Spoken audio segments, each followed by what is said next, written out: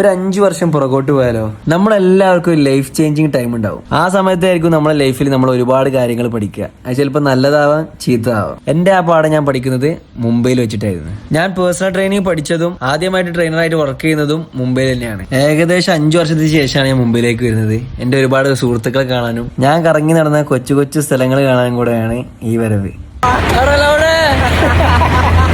വന്ന ഉടനെ തന്നെ ഞാൻ ആദ്യം മീറ്റ് ചെയ്തത് ഗുലാംബായിനെയാണ്. നല്ല വിശപ്പായതുകൊണ്ട് ഞങ്ങൾ ആദ്യം തന്നെ നേരെ ഒരു ഹോട്ടലിൽ കയറി ഫുഡ് കഴിച്ച്. എനിക്ക് സ്റ്റേ ചെയ്യാനുള്ള റൂമൊക്കെ ഗുലാംബായി നേരത്തെ സെറ്റ് ചെയ്തിരുന്നത്. വെറും 300 രൂപയ്ക്ക് AC ഒക്കെ ഉള്ള നല്ല ഹൈജീൻ ആയിട്ടുള്ള ഒരു ബെഡായിരുന്നു ബായി എനിക്ക് സെറ്റ് ചെയ്തിരുന്നത്. രാവിലെ എണീറ്റ ഉടനെ തന്നെ ഞാൻ നേരെ പോയത് എന്റെ ഗല്ലിയിലേക്കാണ്. ഇതിലൂടെ നടക്കുമ്പോൾ എന്റെ പഴയ കാലം വല്ലാതെ ഞാൻ മിസ് ചെയ്തിരുന്നു. ഞാൻ ഇവിടെ ഉള്ള കാലത്ത് ഈ വഴിയിലൂടെ ആയിരുന്നു ഞാൻ പച്ചക്കറി വാങ്ങാനും പള്ളിയിലൊക്കെ പോയിരുന്നത്. ഈ കാണുന്നതൊക്കെ ഓരോ കൊച്ചു കൊച്ചു വീടുകളാണ്. എന്റെ ആദ്യ വരവിൽ കുറച്ച് അത്ഭുതത്തോടെ കണ്ടുകൊണ്ടിരുന്ന കാഴ്ചകളായിരുന്നു ഇതൊക്കെ.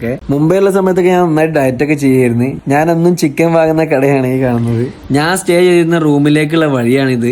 ആ ഗില്ലിയിലുള്ള എല്ലാ വേസ്റ്റും കൊണ്ടുവരുന്ന സ്ഥലം ഇവിടെയായിരുന്നു. ഇതിലൂടെ പോകുമ്പോൾ മൂക്കടക്കാണ്ട് പോകാൻ പറ്റില്ല, അത്രക്ക് നല്ല മണമായിരുന്നു അവിടെ. ആൻഡ് ഇതായിരുന്നു ഞാൻ സ്റ്റേ ചെയ്തിരുന്ന കൊട്ടാരം. ഇതിൽ കാണുന്ന 4ാമത്തെ നിലയിലായിരുന്നു ഞങ്ങളെ സ്റ്റേ. ഒരു കുഞ്ഞു റൂമും ഞങ്ങൾ 5 പേരുമായിരുന്നു ഇവിടെ താമസിച്ചിരുന്നത്. റൂം എന്ന് പറയാൻ പറ്റില്ല, ഒരു കുഞ്ഞു ഹോളായിരുന്നു. ഇതാണ് ഗോലു, ഞങ്ങളുടെ വീടിന്റെ തൊട്ടടുത്തുണ്ടായിരുന്ന പയ്യനായിരുന്നു. ഞാൻ ഏറെക്കുറെ സമയം കിട്ടുമ്പോൾ ഇവരെ കൂടെ കളിക്കാനാണ് പോവാറ്. ഇവനെ കണ്ടപ്പോ സത്യം പറഞ്ഞാൽ ഞാൻ നെട്ടിപ്പോയി. ഞാൻ ഇവിടുന്ന് പോകുമ്പോൾ വളരെ കുഞ്ഞു പയ്യനായിരുന്നു ഇവൻ. എന്നെ കണ്ടപ്പോ അവനും വലിയ സർപ്രൈസ്ഡ് ആയി. പക്ഷെ എന്റെ കുട്ടിക്ക് അങ്ങനെ എല്ലാവരും എനിക്ക് കാണാൻ പറ്റില്ല. എല്ലാവരും അവിടുന്ന് വീട് മാറി പോയി എന്നാ പറഞ്ഞത്. എന്റെ റൂം കണ്ടപ്പോ ഞാൻ ആ സമയത്ത് ഭയങ്കരമായിട്ട് എന്റെ റൂംമേറ്റ്സിനൊക്കെ മിസ് ചെയ്തിരുന്നു. അവർ ഈ വീഡിയോ കാണുന്നുണ്ട് ഞാൻ വിചാരിക്കുന്നത്. പിന്നെ ഇവനായിരുന്നു എന്റെ ട്രാവൽ പാർട്ണർ. ഞാൻ ജിമ്മിലേക്കൊക്കെ ഇവനെയും കൊണ്ടാണ് പോവാറ്. ഇതൊക്കെ എന്റെ പഴയ ഇൻസ്റ്റാഗ്രാം സ്റ്റോറിൽ നിന്ന് ഞാൻ എടുത്തു മാറ്റിയ ക്ലിപ്സുകളാണ്. പിന്നെ ഇതായിരുന്നു ഞാൻ മുംബൈയിൽ വർക്ക് ചെയ്തുകൊണ്ടിരുന്ന ജിമ്മ്. ആൻഡ് ഇത് തന്നെയാണ് ഞാൻ ഫിറ്റ്നസ് ട്രെയിനറായിട്ട് ആദ്യമായിട്ട് വർക്ക് ചെയ്യുന്ന ജിമ്മ്. ഞാൻ വർക്ക് ചെയ്തുകൊണ്ടിരുന്ന സമയത്ത് അന്തേരിയിൽ തന്നെ ഏറ്റവും പ്രീമിയം ജിമ്മ് ഇത് തന്നെയായിരുന്നു. ഞാൻ ഏകദേശം 1 ഇയറോളം ഇവിടെ വർക്ക് ചെയ്തിരുന്നു. പിന്നെ ഈ വരുന്ന ആളാണ് കെവിൻകുട്ടൻ. കണ്ട ഇന്ത്യക്കാരൻ ലുക്ക് ഉണ്ടെങ്കിലും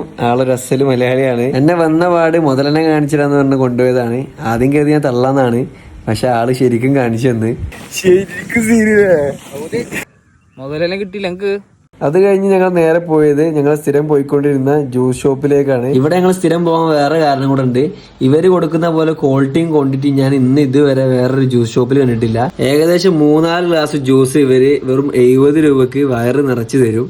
അങ്ങനെ എന്റെ മുംബൈ കാലം ഒന്നും കൂടെ ഒന്ന് എക്സ്പീരിയൻസ് ചെയ്ത് ഞാൻ തിരിച്ച് എന്റെ വീട്ടിലേക്ക്.